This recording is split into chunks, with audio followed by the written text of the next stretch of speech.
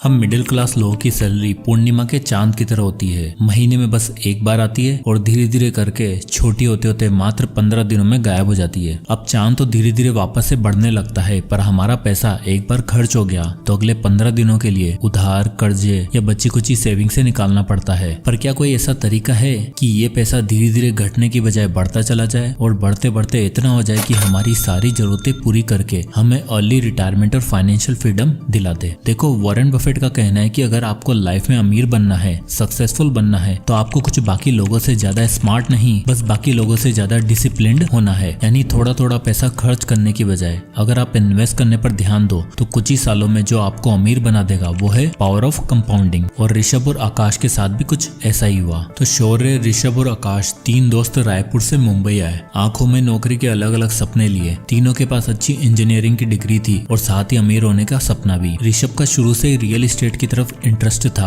और आकाश का stock market की तरफ। तो वहीं शौर्य सिर्फ अपनी लाइफस्टाइल अच्छी बनाना चाहता था। शौर्य को लाइफ में हर चीज जल्दी चाहिए थी और लकीली तीनों में सबसे पहले नौकरी लगी भी तो शौर्य की। महीने की 30,000 तनख्वाह पे मुंबई में शौर्य ने सारे सपने पूरे करने का डिसीजन बना लिया। मुंबई का पार्टी कल्चर, लिविंग एक्सपेंसेस, खाना पीना और अलग अलग डेस्टिनेशन शौर्य को भी भाग गए और वो हर महीने ये सारी चीजें जरूर एक्सप्लोर करता। 23 साल का शौर्य अब ज्यादा समझदार और इंडिपेंडेंट हो चुका था। उसे फैमिली तो चलानी नहीं थी, बस अपना करियर बनाना था। इसलिए उसने ऋषभ और आकाश से अलग रहने का डिसीजन लिया, जहां उसके बाकी ऑफिस कलीग भी रहते थे। आए तो तीनों साथ थे, पर शौर्य अब अपने ऑफिस के पास वाली सोसाइटी में एक अपार्टमेंट में रहने लग गया था, जहां का रेंट था 10 से 12 हजार रुपए और ये जगह उसके ऑफिस से नजदीक भी थी। वहीं आकाश और ऋषभ ओल्ड पनवेल में रहते थे, जहाँ रेंट और प्रॉपर्टीज काफी सस्ते और अपॉर्चुनिटी ज्यादा। अब ऋषभ को शुरू से रियल एस्टेट में इंटरेस्ट था और जब वो पनवेल शिफ्ट हुआ तो शुरू के 3-4 महीने उसके पास नौकरी नहीं थी। वो अपने पिताजी से पैसे मंगवाकर अपना खर्चा चलाता। अब ऋषभ सिर्फ नौकरी नहीं ढूंढ रहा था, वो पनवेल में और नवी मुंबई में रियल एस्टेट प्रॉपर्टी पर स्टडी कर रहा था। 2009 में 23 साल का ऋषभ 10 रुपए की चाय और वड़ा पाव पर गुजारा करके इतनी इन्फॉर्मेशन हासिल कर चुका था कि बस उसे एक बड़ी न्यूज और एक बड़े अमाउंट की जरूरत थी।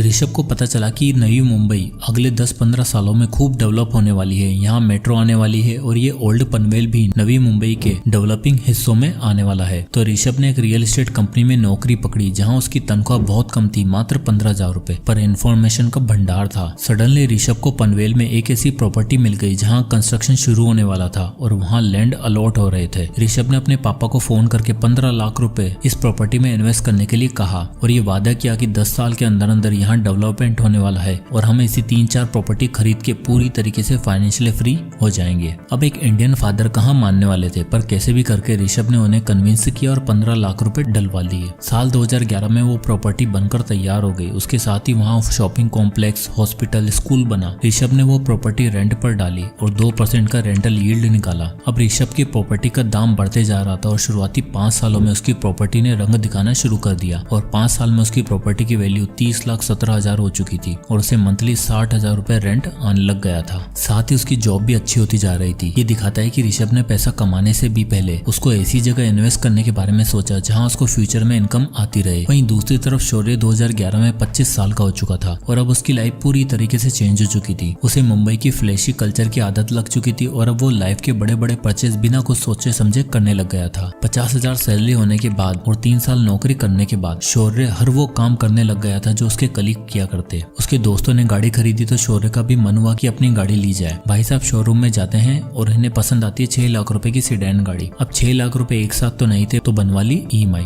और अब आप यहाँ देख ही सकते हो कि रेंट के साथ साथ शौर्य का 12,000 रुपए का एक और फिक्स्ड खर्चा हो गया है। 50,000 की सैलरी में शौर्य 12,000 रेंट पे करता था और 12,000 गाड़ी की EMI, यानी 24 से 25,000 का खर्चा फिक्स्ड। अब गाड़ी आ गई थी, महंगी बातचीत हो गई थी, तो अब तो जीवन में किसी हमसफर का आना बनता था। और लाइफ पार्टनर आते ही शौर्य ने अपने आप को ऐसे प्रेजेंट किया जैसे उसके पास बहुत पैसा है और वो खूब पार्टी और मजे करता है। शौर्य के पार्टनर ने भी अपने मन में शौर्य के लिए वही इमेज बना ली और अब शौर्य के पास 25,000 एक्स्ट्रा बचते भी थे, अब वो भी नहीं बच रहे थे। धीरे धीरे टाइम बीता। शौर्य अच्छी जॉब की तलाश में स्विच करता रहा। उसने अपनी फैमिली बनाई, शादी करी, पर इस बीच में वो जब भी अपने दोस्तों के बारे में सोचता तब उसे यही लगता कि यार मैं कहां से कहां आ गया हूं और वो लोग अभी वहीं के वहीं पड़े हुए होंगे। फाइनली 11 साल काम करने के बाद जब शौर्य 36 साल का हो चुका था तब उसे ऐसी जॉब मिल गई थी जहां उसे 1 लाख रुपए पर मंथ मिल रहा था और अब शौर्य को लगा कि टाइम आ गया है खुद का घर लेने का। शौर्य और उसकी वाइफ अब मुंबई में एक अच्छा घर की छानबीन में लग गए थे और फाइनली पनवेल में एक प्रॉपर्टी पसंद आती है, 3 BHK अपार्टमेंट, और वो भी फुली फर्निश्ड, जो उन्हें 90 लाख रुपए मिल रहा था।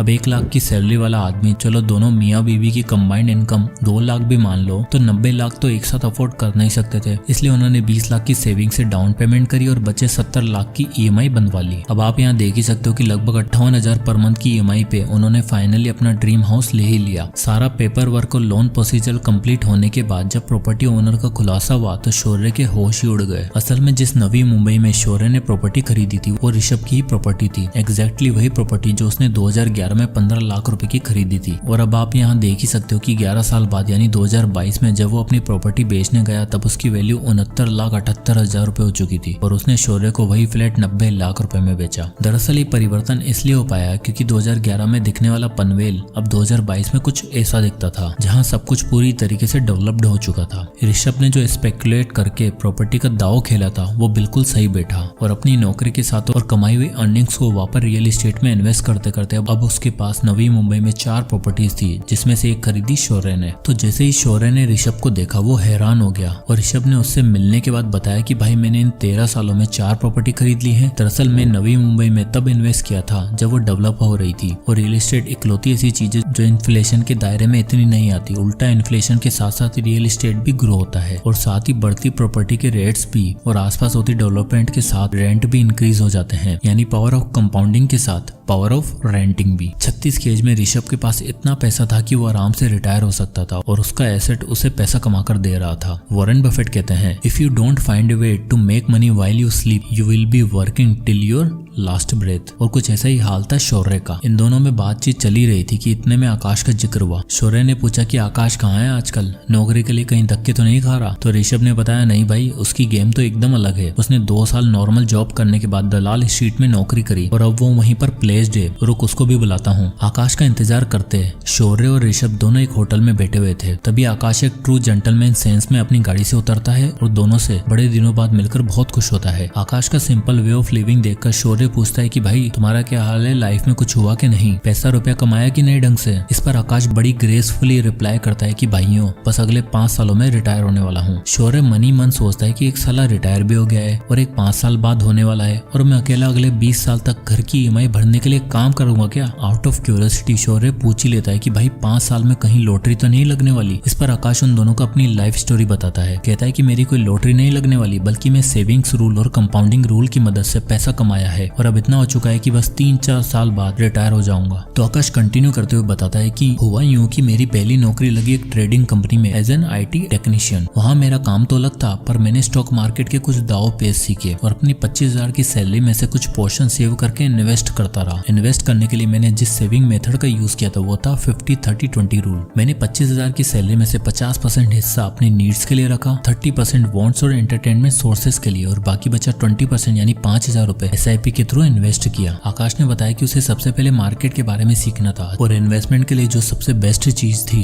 वो था इंडेक्स फंड। इसलिए उसने 5,000 रुपए इंडेक्स फंड में SIP करने का फैसला लिया। इंडिया में निफ्टी 50 इंडेक्स फंड सालाना 10 से 12% का रिटर्न देता है और स्टॉक इस बीच में कैसे परफॉर्म करते हैं आकाश ने अच्छे से सीख लिया था। 5 साल इन्वेस्ट करने के बाद और स्टॉक मार्केट के बारे में सीखने के बाद आकाश को समझ आ चुका था कि अब अगर पैसा कमाना है और अर्ली रिटायरमेंट चाहिए तो अपना बिजनेस बिल्ड करने के साथ साथ इन्वेस्टिंग शुरू करनी होगी। आकाश अब अपनी जॉब के साथ साथ फ्रीलांस फाइनेंशियल असिस्टेंट भी दिया करता था। 28 की उम्र में जहां लोगों को समझ नहीं आता कि UPSC की पढ़ाई करें या नौकरी करें, वहीं आकाश 3 काम करके पैसा कमा रहा था और महीने का 1 से सवा लाख रुपए अर्न कर रहा था। इसके बाद आकाश ने बताया कि सबसे पहले मैंने जो 5 साल SIP से पैसे बनाए थे उसको मैंने विड्रॉ किया। उसने बताया कि 5 सालों में उसने निफ्टी 50 इंडेक्स फंड जो उन्हें एवरेज सालाना 10 से 12% का रिटर्न दे रहा था, वहां से उसके 5,000 रुपए 10% के स्टेप अप से 5 सालों में 4,92,000 रुपए बन चुके थे। इन 4,92,000 में से उसने 8,000 एक्स्ट्रा ऐड किए और सबसे पहले 5 लाख रुपए की लमसम इन्वेस्टमेंट करी स्टॉक्स में। इस स्टॉक पोर्टफोलियो में उसे 17% का एवरेज रिटर्न मिल रहा था और आप 10 साल बाद देख ही सकते हो उसके पास कितना पैसा हो चुका होगा, 24 लाख रुपए। पर आकाश जानता था कि अर्ली रिटायरमेंट के लिए सिर्फ इतना काफी नहीं था, इसलिए उसने निफ्टी 50 इंडेक्स फंड में फिर से SIP करने का फैसला किया, पर इस बार 5,000 की नहीं बल्कि एक तगड़े अमाउंट की। आकाश चाहता था कि वो मात्र 10 से 12 साल में 1 से 1.5 करोड़ के अमाउंट को सिक्योर करने के बाद रिटायर हो जाएगा, जिसके लिए उसने डिसाइड किया कि हर महीने वो 1,20,000 की इनकम में से 30,000 पर मंथ इन्वेस्ट करेगा और 732 रूल कंपाउंडिंग का यूज करेगा। तो ये 732 रूल ऑफ कंपाउंडिंग कहता है कि अगर आप एक सर्टेन अमाउंट हर साल 10% से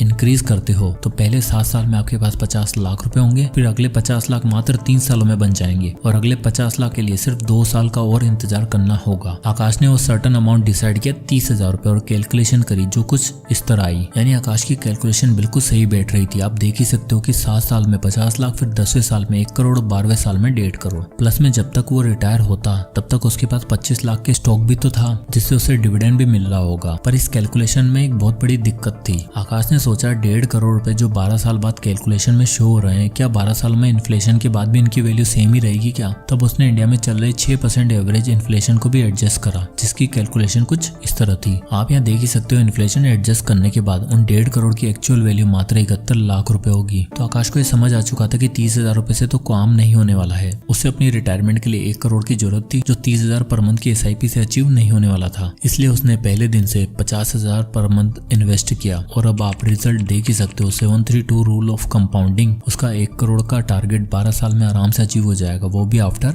इन्फ्लेशन। यानी अगर तीनों दोस्तों में देखा जाए तो आकाश ने बाकी दोनों को आराम से आउट प्ले कर दिया। चलो ऋषभ को तो रियल एस्टेट में पावर ऑफ कंपाउंडिंग देखने को मिल गई और 36 की एज में वो फाइनेंशियली फ्री भी हो गया। अब देखो रियल एस्टेट में आपको बल्क में कैपिटल चाहिए जो सही टाइम पे ऋषभ के पापा ने डाल दी। पर आकाश की टेक्निक और मल्टीपल इनकम सोर्सेज से पैसा कमाने की अप्रोच सबसे ज्यादा रियलिस्टिक और एप्लीकेबल लगती है, जिसको शौर्य ने कभी समझने की कोशिश ही नहीं करी। अभी 36 की एज में ऋषभ रिटायर हो चुका था और आकाश भी 3-4 साल बाद रिटायरमेंट लेने ही वाला था। पर शौर्य वो तो भी 20 साल और नौकरी करेगा क्योंकि उसके घर की EMI जो चुकानी है, बच्चे का महंगा स्कूल में एडमिशन करवाया है, उसकी फीस भी भरनी है और जो महंगी लाइफस्टाइल शुरू से बनाई थी उसे मेंटेन भी तो करना है, जिसमें आराम से 1 से 1.5 लाख रुपए खर्च हो ही जाएंगे। ये एक सबसे बड़ा डिफरेंस है रिच और मिडिल क्लास माइंडसेट के लोगों में। मिडिल क्लास माइंडसेट के लोग पैसा आते ही उसे 10 जगह खर्च करने की सोचते हैं। आप में से कितने ऐसे होंगे जिनकी सैलरी आने से पहले एक शॉपिंग लिस्ट रेडी होती है? कमेंट में यस लिखो। वहीं एक रिच माइंडसेट वाला इंसान सोचता है कि कितने सोर्सेज से पैसा कमाया जा सकता है और ले रिटायरमेंट कैसे ली जा सकती है। यानी मिडिल क्लास लोगों के पास होता है power of loans and EMIs जो उन्हें एक दिन बर्बाद कर देता है। वहीं अमीर लोगों के पास होता है पावर ऑफ कंपाउंडिंग जो उन्हें आबाद और फाइनेंशियली फ्री बना देता है। जय हिंद।